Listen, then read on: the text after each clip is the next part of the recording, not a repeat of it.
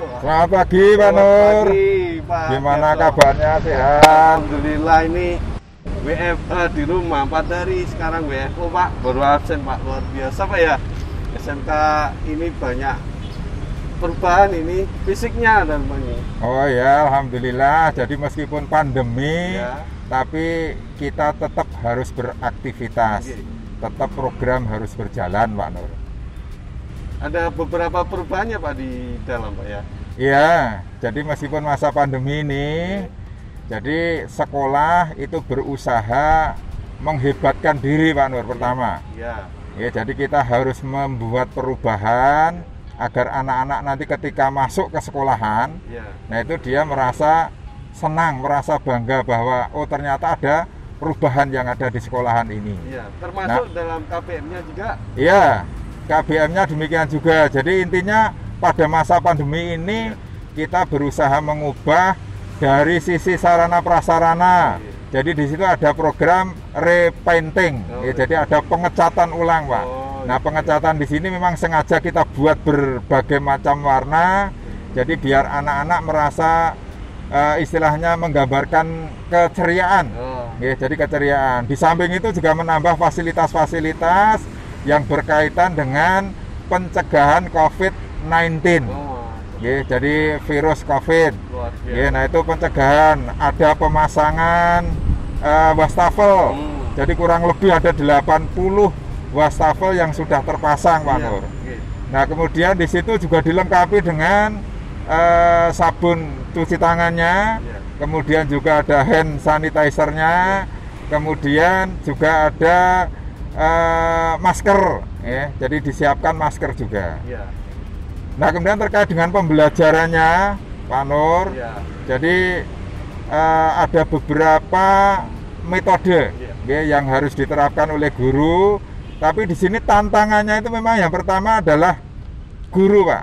Ya, jadi guru itu sendiri bagaimana di masa pandemi ini yang instruksi pemerintah itu pembelajarannya harus PJJ itu tetap bisa berjalan.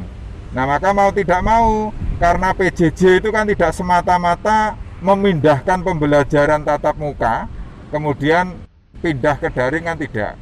Tapi harus perlu kurikulum disederhanakan.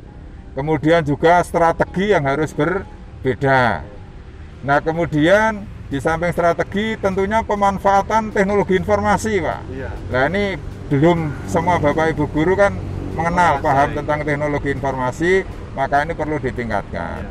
Nah, metode pelajaran yang nanti bisa diterapkan itu bisa dengan menggunakan project based learning. Ya, kemudian juga metode daring. Nah, kemudian juga home visit. Nah, kemudian juga melalui radio sekolah. Nah, sehingga dengan berbagai media tadi harapannya anak-anak itu tetap merasa senang, nyaman mengikuti pembelajaran yang ada di sekolahan kita.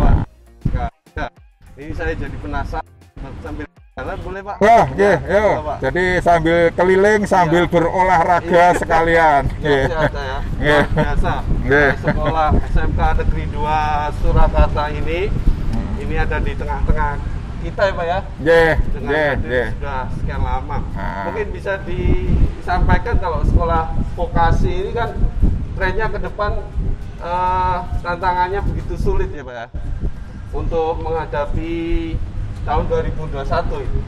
Sekolah vokasi itu bagaimana menurut Pak Giarso? Iya, jadi prinsipnya untuk mengantarkan anak-anak ke dunia kerja itu kan kita harus menyiapkan bagaimana agar anak didik kita itu menjadi kompeten. Ya, jadi menjadi kompeten.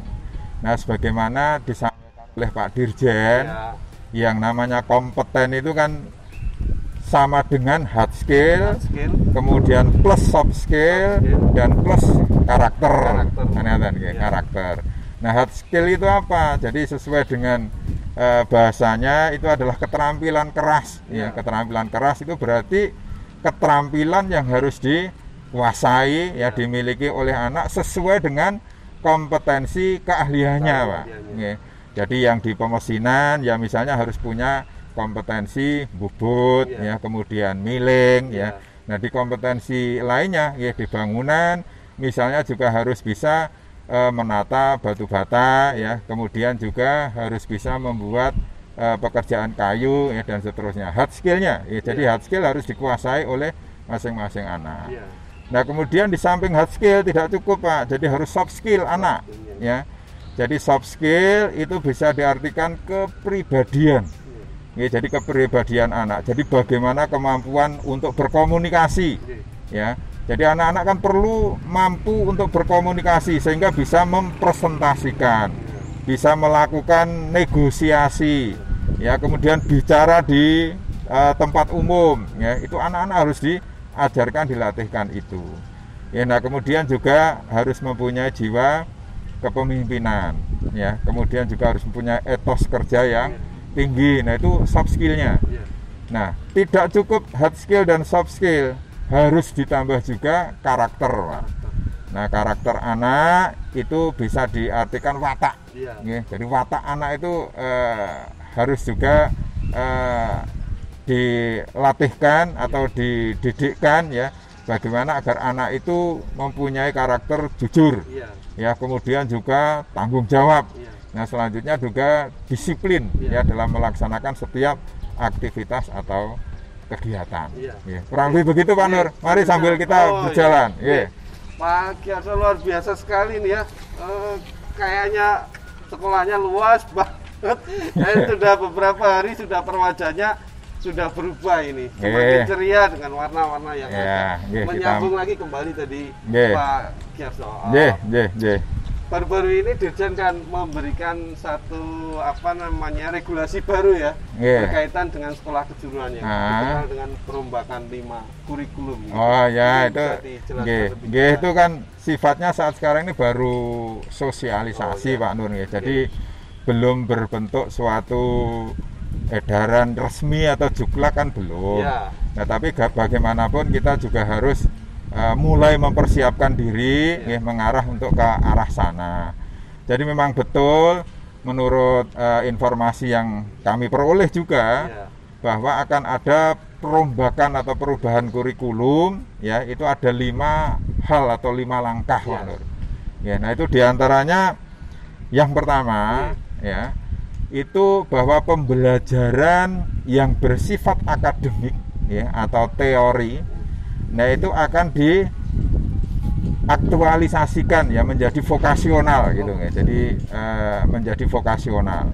Ya, contohnya matematika, bahasa Indonesia, ya nantinya itu menjadi matematika terapan. Kemudian juga bahasa Indonesia terapan. Nah, ketika misalnya anak-anak itu mempunyai project based learning ya, itu kan harus menyusun proposal ya. Di situ tetap ada rencana anggaran biayanya. Nah, matematika disitulah nanti perannya untuk menghitung bagaimana membuat rencana anggaran biaya suatu proyek. Nah, kemudian untuk menyusun proposalnya itu sendiri, nah itu kan perlu ilmu bahasa Indonesia tadi Pak, sehingga bisa membuat sebuah proposal yang lengkap ya, tentunya dengan bahasa yang baik. Ya itu langkah yang pertama. Kemudian yang kedua, bahwa magang ya, praktek kerja industri siswa ya, jadi praktek kerja industri itu minimal 6 bulan ya, bahkan atau lebih ya. Jadi agar anak-anak itu betul-betul paham ya bagaimana dunia kerja yang ada di industri, budaya kerja yang ada di industri, dengan waktu yang 6 bulan tersebut kan harapannya memang betul-betul anak itu menguasai ya, jadi menguasai atau paham ya. Nah kemudian dilihat dari sisi industrinya ya, ketika anak itu praktek lebih dari 6 bulan, harapannya anak itu sudah bisa membantu industri juga ya. Jadi industri itu tidak hanya kebagian ngajari setelah bisa anak pergi ya, tapi diajarinya untuk ngajari itu 3 bulan, karena sisa waktu 3 bulan berikutnya itu kan sudah menguntungkan bagi industrinya ya, sehingga sama-sama menguntungkan ya. Jadi anak ya dapat ilmu keterampilan, sementara industri itu juga dibantu dari aktivitas anak. Nah kemudian yang ketiga ya, nah itu terdapat mata pelajaran project based learning Pak ya, jadi project based learning dan juga ide kreatif ya, kewirausahaan. Ya, jadi anak-anak itu nanti akan ada atau memperoleh ya mata pelajaran project based learning. Ya. Nah, jadi anak disuruh untuk membuat perencanaan produk ya, kemudian dikerjakan hingga menghasilkan produk itu tadi. Ya. Nah, di samping itu juga harus punya ide kreatif ya. Nah, ide kreatif ini akan muncul biasanya ketika anak itu diajari mampu menganalisa lingkungan. Ya, jadi di lingkungan itu misalnya ada permasalahan apa. Nah, karena ada permasalahan maka harus diatasi ya. Nah, untuk mengatasinya itu bagaimana? Misalnya harus dibuatkan alat tertentu ya. Nah, muncullah project based learning itu tadi. Gitu. Nah, kemudian yang keempat ya, itu SMK ya, itu akan menyediakan mata pelajaran pilihan, Pak. Oh, ada pilihannya. Jadi ada materi atau pelajaran pilihan. Misalnya anak di jurusan pemesinan ya. Nah, itu nanti akan bisa memilih mata pelajaran ya. Nah, misalnya tentang marketing. Nah, jadi dia itu tidak hanya sekedar menjadi operator atau membuat produk, tapi juga sekaligus harapannya punya ilmu untuk memasarkan ya. Jadi memasarkan atau marketing tadi. Nah, kemudian yang kelima ya. Nah, itu terdapat kurikulum wajib ya, yaitu untuk membangun desa dan juga pengabdian masyarakat. Ya. Jadi kalau di mahasiswa itu seperti misalnya KKN ya. KKN. Jadi KKN. Jadi SMK juga diberi kesempatan ya, diberi pendidikan atau pembelajaran seperti itu. Ya. Misalnya nanti di jurusan bangunan ya. Sekarang kan ada apa itu kalau di televisi itu ada keluarga yang tidak mampu ya, kemudian melaksanakan kegiatan pembangunan atau bedah rumah.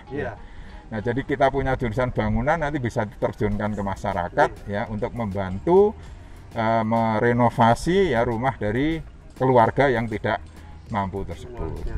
Banyak sekali Pak ya. Jadi itu diantaranya 5 langkah ya kurikulum menurut informasi yang kita peroleh. Tapi saya pribadi juga istilahnya antusias ya dengan perubahan nantinya ya terhadap rancangan kurikulum dari 5 hal atau 5 langkah tersebut. Luar biasa sekali ini Pak ya. Pak Nur. Ya, kita kan SMK 2 ini alhamdulillah tahun kemarin ditunjuk sama Dirjen sebagai sekolah pusat unggulan atau SEOE begitu ya.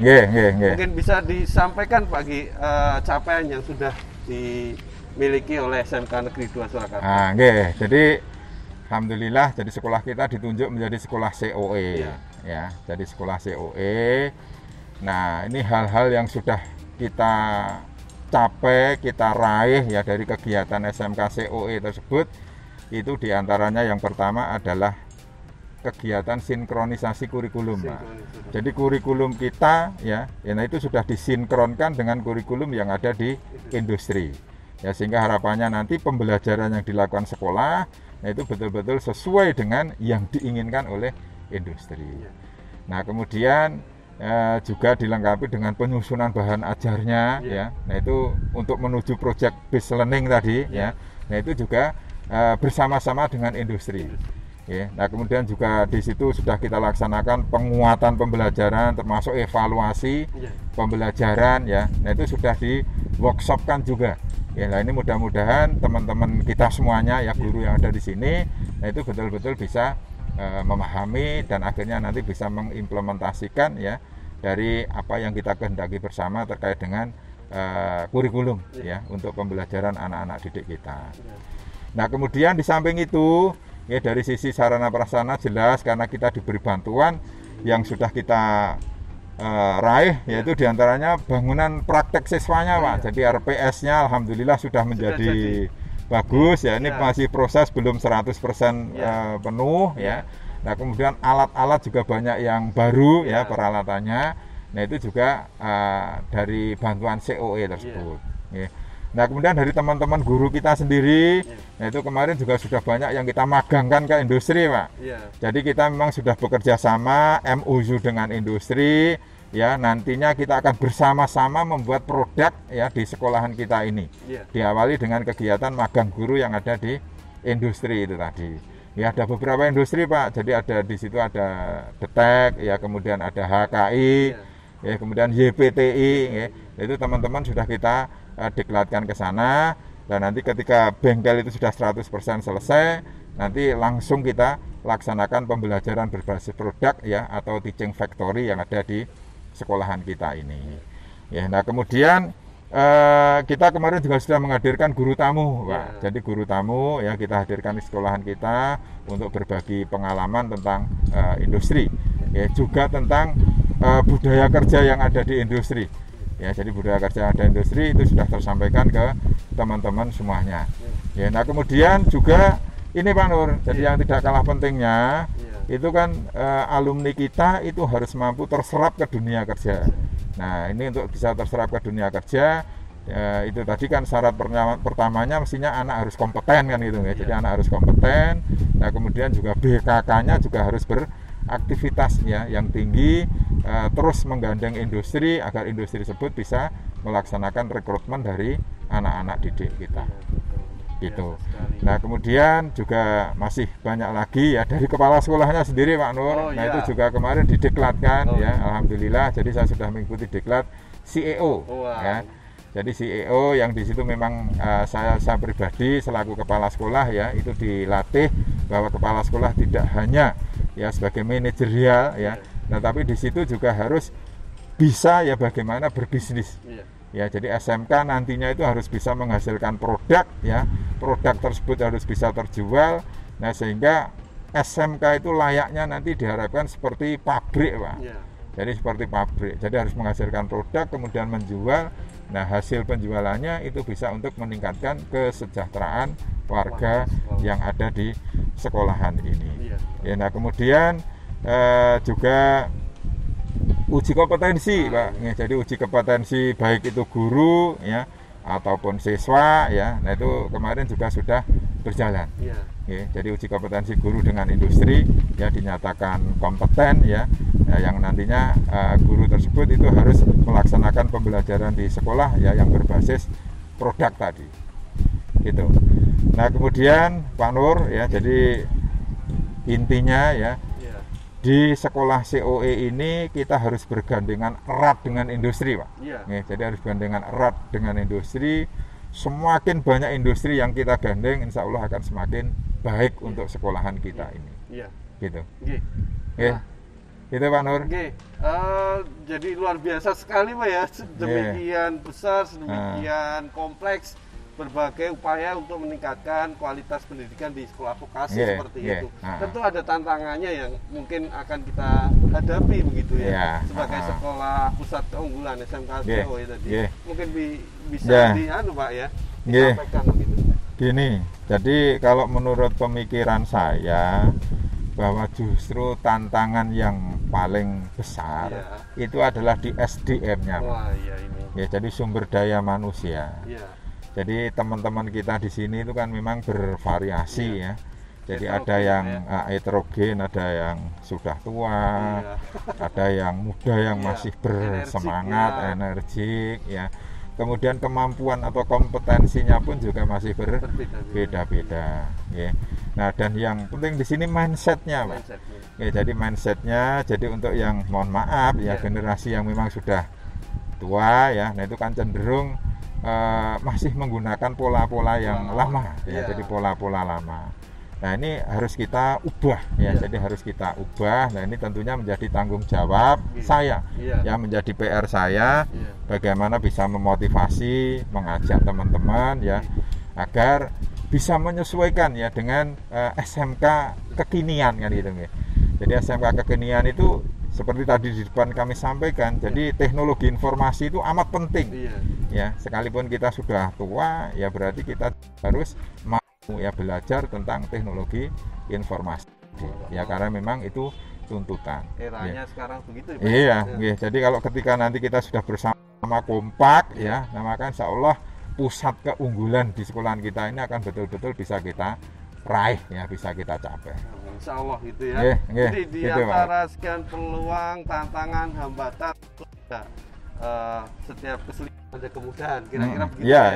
Jadi kita sekarang sudah di masa pandemi, kita juga menghadapi kondisi dan situasi yang tidak menentu dan sebagainya. Kita dihadapkan pada satu yang mungkin agak susah begitu, tapi mesti ada peluang kan Pak? Iya. Mungkin bisa diupayakan apa yang sekiranya nanti SCOE SMK Pusat Keunggulan ini bisa tetap jalan apapun situasi dan kondisinya begitu.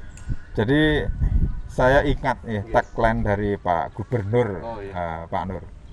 Jadi ketika kita masih berada dalam suatu tekanan, tekanan apa saat sekarang ini kan tekanan dari pandemi Nah maka kita harus bisa mencari jalan yang belum biasa kita lakukan, belum biasa kita lalui. Nah maknanya di sini berarti kita itu harus berinovasi kan gitu.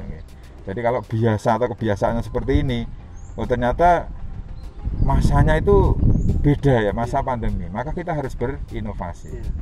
Kita harus bisa menyesuaikan diri dengan era baru ini.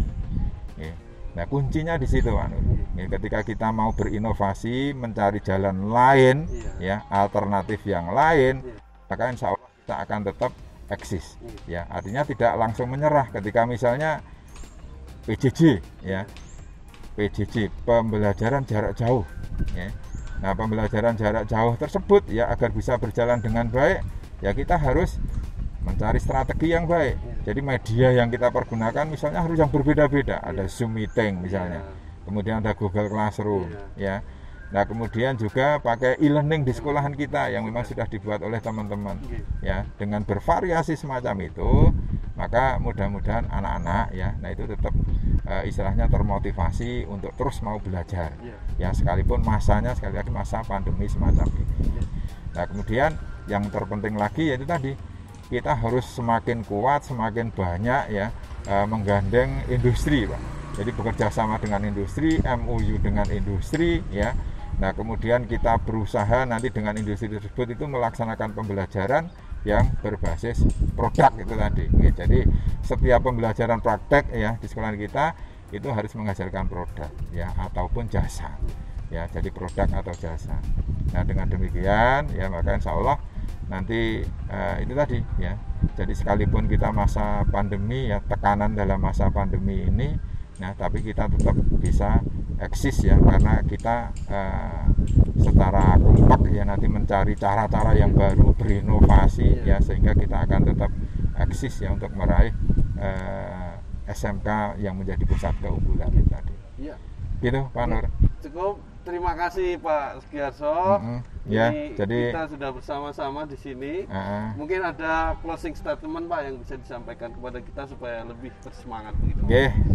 Jadi gini teman-teman guru semuanya terutama di SMK Negeri 2 Surakarta Jadi saya hanya mengajak yang pertama, mari kita harus pandai untuk menyesuaikan diri pandai untuk menyesuaikan diri. Yang pertama tentang kesehatan kita tetap harus disiplin dengan protokol kesehatan dengan 3M-nya. Nah kemudian kita harus juga mengubah mindset kita. Jadi mengubah mindset kita bahwa SMK sekarang berbeda dengan SMK yang dulu. Nah kita harus terus belajar, mampu menyesuaikan diri, nah, sehingga kita akan betul-betul bisa menjadi guru yang kekinian. Jadi menyesuaikan dengan anak-anak didik kita. Nah dengan semangat itu maka insya Allah kita semuanya akan betul-betul bisa mewujudkan apa yang menjadi cita-cita kita bersama. Gitu Pak Nur. Terima kasih Pak Giarso.